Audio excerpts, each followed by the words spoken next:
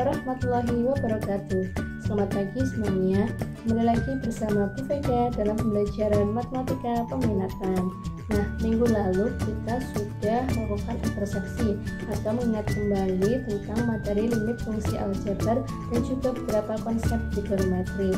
Nah, hari ini di pertemuan kedua ini kita akan membahas tentang limit fungsi trigonometri. Untuk itu, simak video berikut ini.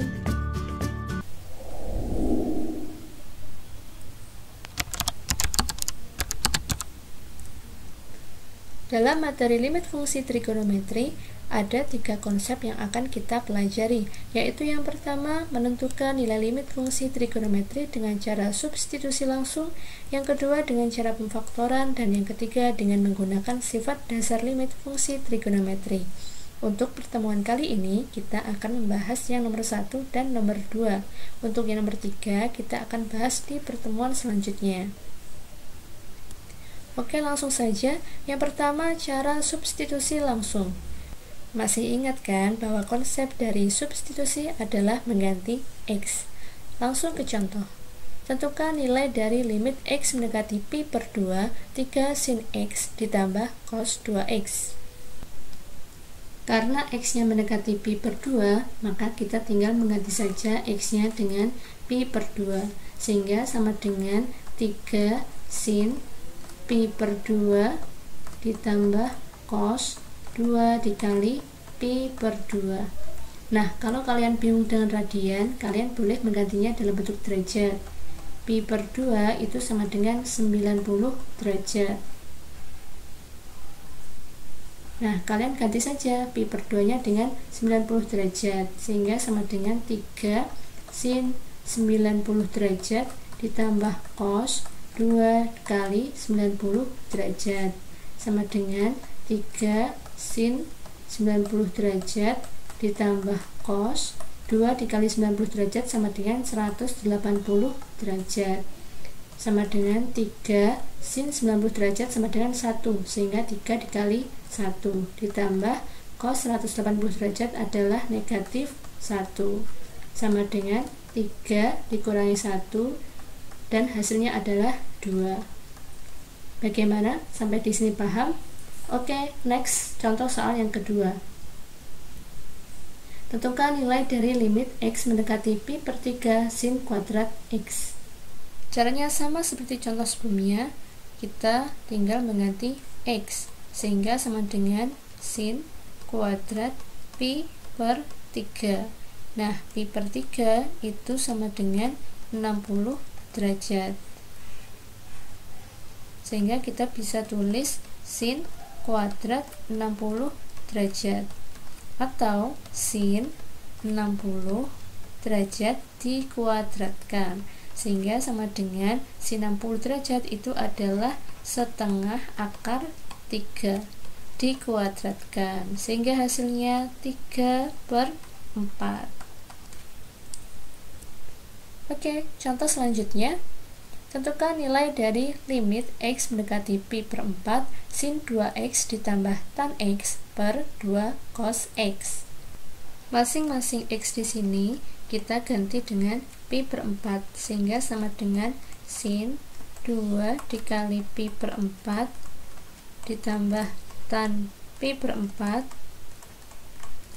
per 2 cos pi per 4. Nah, pi per 4 itu sama dengan 45 derajat,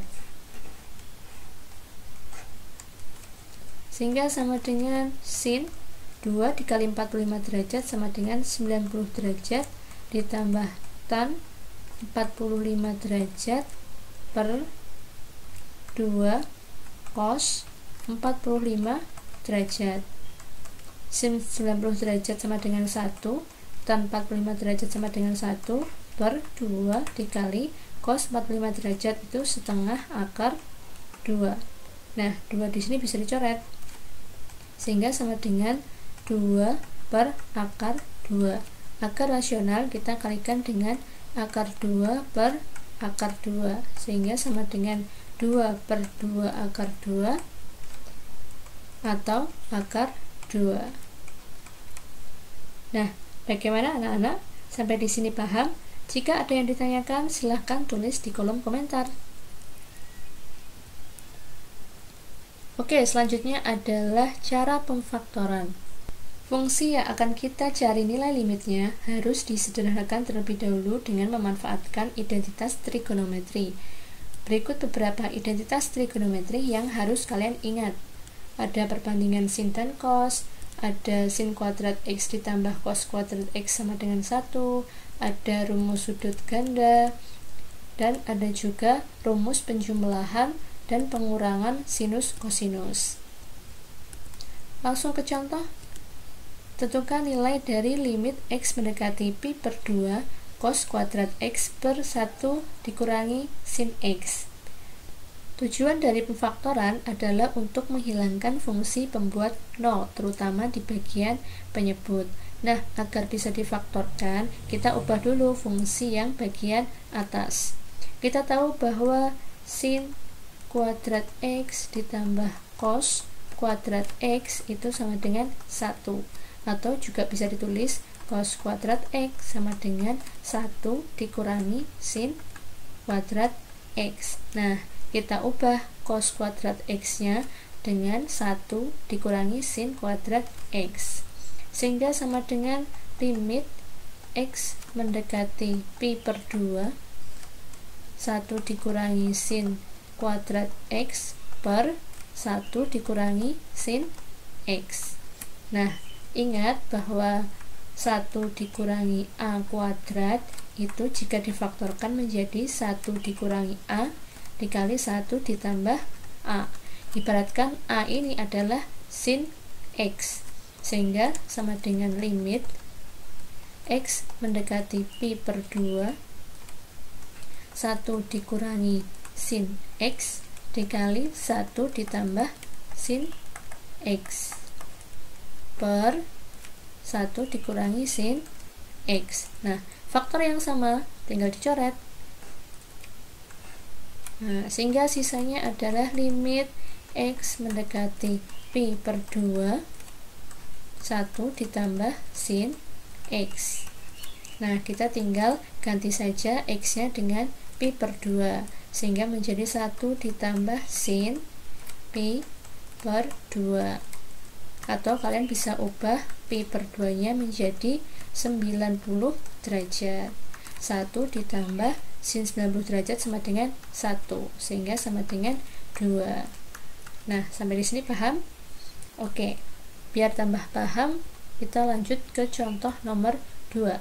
Tentukan nilai dari limit x mendekati pi per 4 sin x dikurangi cos x per sin kuadrat x dikurangi cos kuadrat x.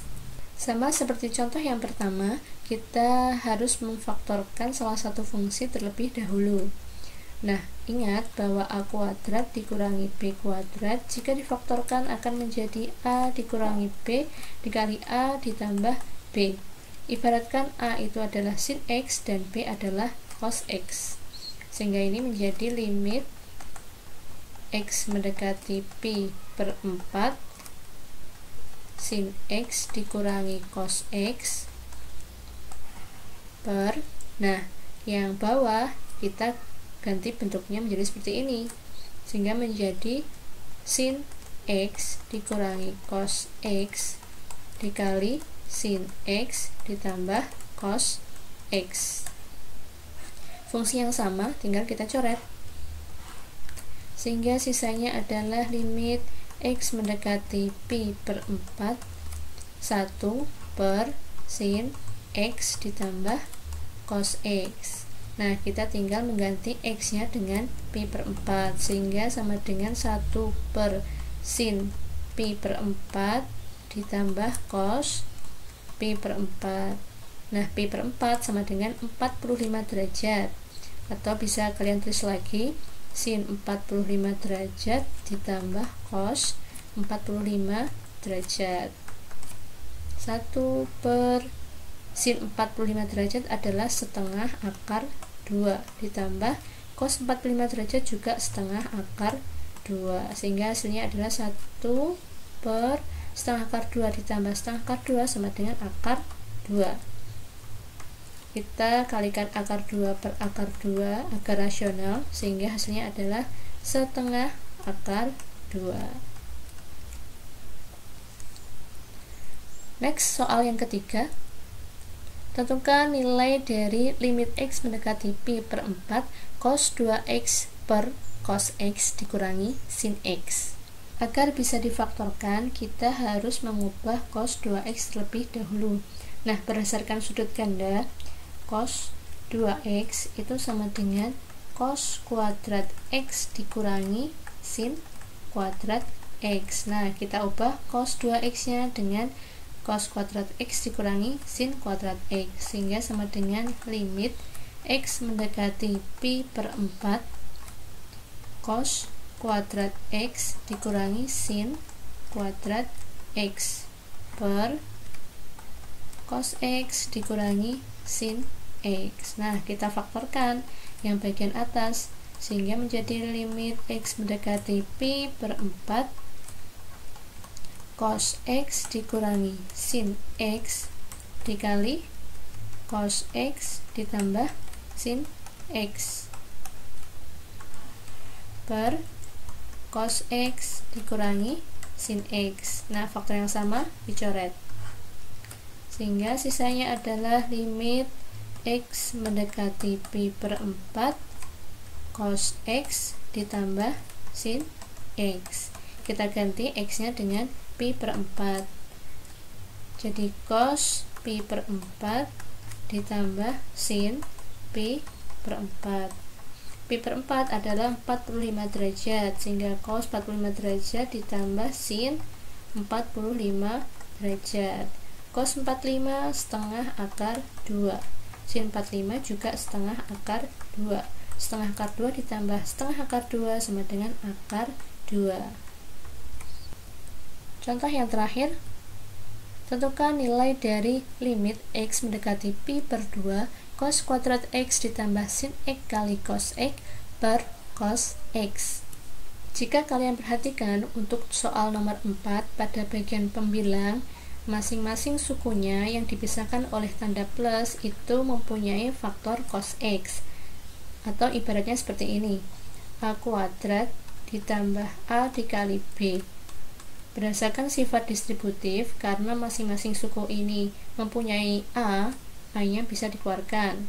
Jadi A dikali A ditambah B. Nah, ibaratnya A itu adalah cos X dan B adalah sin X, sehingga limit X mendekati Pi per 2, cos X-nya bisa kalian keluarkan.